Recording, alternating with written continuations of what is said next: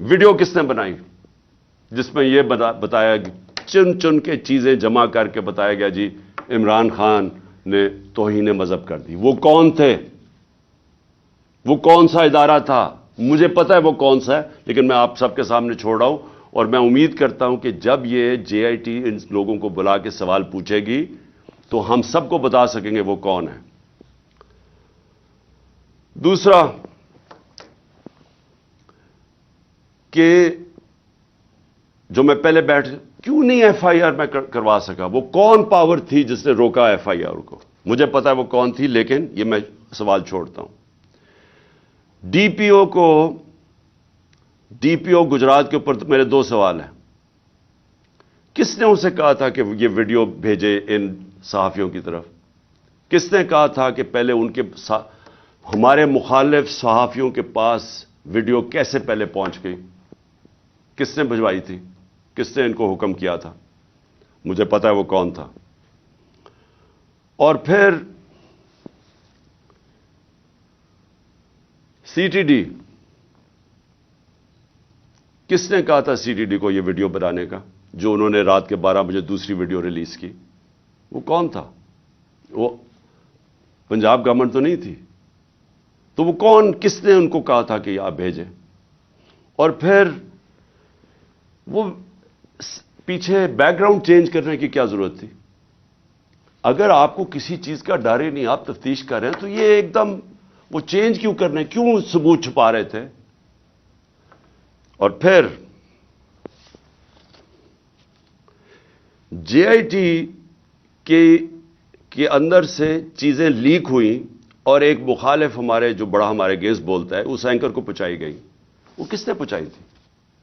کون تھا ہمارے جے آئی ٹی کے اندر کہ جے آئی ٹی کے اندر سے، اور یہ ایک جرم ہے کہ کوئی جے آئی ٹی کے اندر سے انفارمیشن لیک نہیں کر سکتا جب تک وہ عدالت میں نہ جائے۔ میں جو آپ کے سامنے چیزیں لے کے آ رہا ہوں یہ ساری عدالت میں جا چکی ہیں۔ اس عدالت کے اندر ایک پولی گراف ٹیسٹ کیا ہے۔ پولی گراف ٹیسٹ وہ ہوتا ہے جب آپ ایک انسٹرومنٹ ہوتا ہے، وہ جب لگا کے آپ کے دل کے اوپر لگایا ہوتا ہے، تو وہ جب آپ سے سوال پوچھتے ہیں تو اس میں پتہ چلتا ہے کہ آپ سچ بول رہے ہیں جھوٹ بول رہے ہیں۔ تو اس نوید کے اوپر جب انہوں نے وہ ٹیسٹ کیا تو پولی گراف ٹیسٹ کے اندر دو چیزیں واضح سامنے آ گئیں۔ ایک، جب نوید سے پوچھا گیا کہ آپ کے ساتھ کن کن لوگوں نے، صرف ایک آدمی کے علاوہ کسی نے آپ کو کانٹیکٹ کیا تھا؟ اس نے کہا نہیں کیا تھا۔ جھوٹ نکلا۔ وہ جھوٹ اس لیے واضح ہو گیا کہ اس کے پیچھے پورا ایک پلاننگ ہوئی تھی، اس کو پورے تیار کر کے بھیجا تھا۔ دوسرا، اسے سوال پوچھا گیا کہ کیا آپ کو ٹریننگ تھی پسٹل شوٹنگ کی؟ اس نے کہا کوئی ٹریننگ نہیں تھی۔ وہ پھر جھوٹ صاحب آ گیا پولی گراف کے اوپر، کیونکہ ظاہر ہے وہ ٹرینڈ آدمی، اس کی ٹریننگ کروا کے بھیجا گیا تھا۔ تو سارا جو انہوں نے پورا کیس بلڈ کیا تھا کہ ایک دینی انتہا پسند کیا، اور اس نے شروع میں تو کہا کہ میں نے مار دیا ہے، تو وہ جو سارا کیس تھا وہ سارا کیس انہی جے آئی ٹی کی فائنڈنگ سے ختم ہو جاتا ہے۔ جس وقت 3 شوٹر آ گئے تو اس کا مطلب ایک پلان طریقے سے یہ اسیسینیشن اٹیمپٹ تھی۔ اور جب اس کے اوپر اس کو ٹرین کیا ہوا تھا تو، اور پھر یہ بھی پتا چل گیا کہ یہ کوئی دینی آدمی نہیں تھا۔ جس طرح وہ جو میں نے خواجہ آصف وغیرہ کے نام لیے ہیں، رانا ثناء اللہ وغیرہ کے اور مریم نواز کے، یہ کوئی دینی لوگ نہیں ہیں۔ اسی طرح یہ بھی کوئی دینی آدمی نہیں تھا کہ جس کو بڑا اشتعال میں آ کے یہ کچھ کرے۔ تو یہ بھی ایک پلانڈ اسیسینیشن اٹیمپٹ تھا۔ میں آخر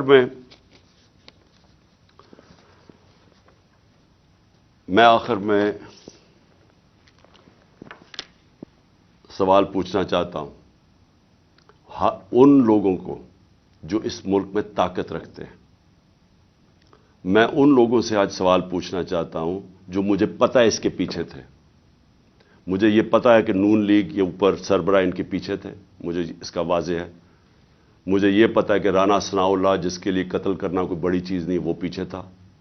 مجھے پتہ ہے کہ شہباز شریف جس نے ایکسٹرا جوڈیشل کلنگ میں، اس کے اوپر رپورٹ ہے 97 سے 99 تک، کہ اس نے کتنے لوگ پولیس مقابل میں قتل کروائے تھے۔ عابد باکسر کی سٹیٹمنٹ ہے کہ کیسے شہباز شریف ان سے لوگوں کو قتل کرواتا تھا.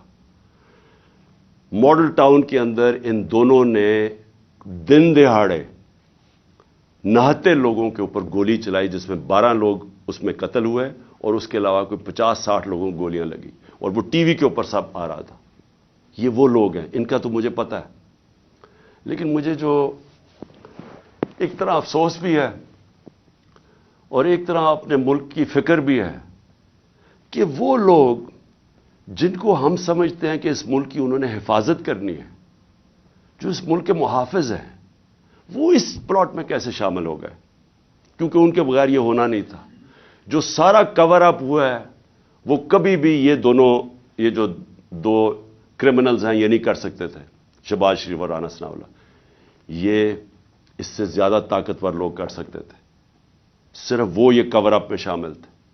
سارا جو طریقے سے اس نے کہا جی میں اکیلا ہوں، اسے منہ سے بلوایا گیا، ایویڈنس پولیس کے اوپر پریشر ڈالا گیا، ایف آئی آر نہیں، یہ دونوں نہیں کروا سکتے تھے. ان کے پیچھے ہمارے وہ لوگ ہیں جن کو ہم سمجھتے ہیں کہ ہمارے ملک کی حفاظت کریں گے. میں یہ سوال پوچھتا ہوں کہ کیا میں وہ آدمی ہوں جس کو آپ کہہ سکتے ہیں کہ یہ کوئی بیرونی سازش کا حصہ ہے؟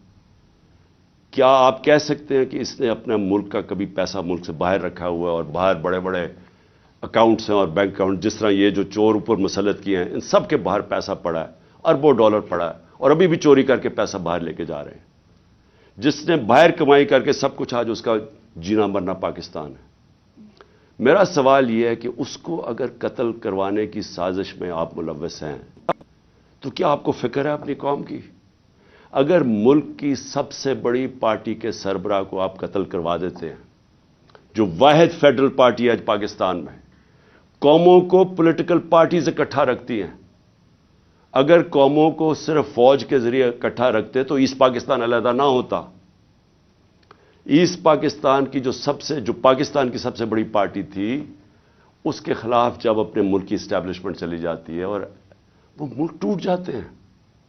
اگر آپ وہ پارٹی کے سربراہ کو ختم کرنا چاہتے ہیں جو واحد اس وقت ملک کا ایک ملک کی فیڈریشن کی اس وقت ایک ہی آدمی ہے جس کی ساری جگہ ووٹ بینک بھی ہے، جو اکٹھا بھی رکھ سکتا ہے، تو یہ کس کے لیے کیا جا رہا ہے؟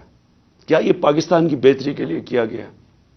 مجھے پتہ ہے کون تھے، اور مجھے افسوس سے کہنا پڑتا ہے مجھے بڑے افسوس سے کہنا پڑتا ہے کہ جب مجھے گولیاں لگی اور جب میں تب سے 3 مہینے، یہ میری ٹانگ کو ٹھیک ہونے میں 3 مہینے لگیں گے، کیونکہ جب آپ کی نچلی ٹانگ ٹوٹتی ہے وہ 3 مہینے لگتے ہیں اس کو ہیل ہونے میں.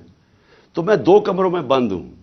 میں بار بار اپنے سے سوال کرتا ہوں کہ کیسا مائنڈ سیٹ ہے، وہ کون سا ذہن ہے، اور وہ مجھے پتہ ہے کون سا ذہن ہے کہ جو یہ سوچ سکتا ہے کہ اپنے ملک کو نقصان پہنچا سکتا ہے، کیونکہ یہ ملک کو نقصان ہوگا. آپ اگر ملک کی پولیٹیکل پارٹیز کو کمزور کرتے ہیں اور فیڈرل پارٹی کو، تو اس سے بڑا ملک کا نقصان کیا ہو سکتا ہے؟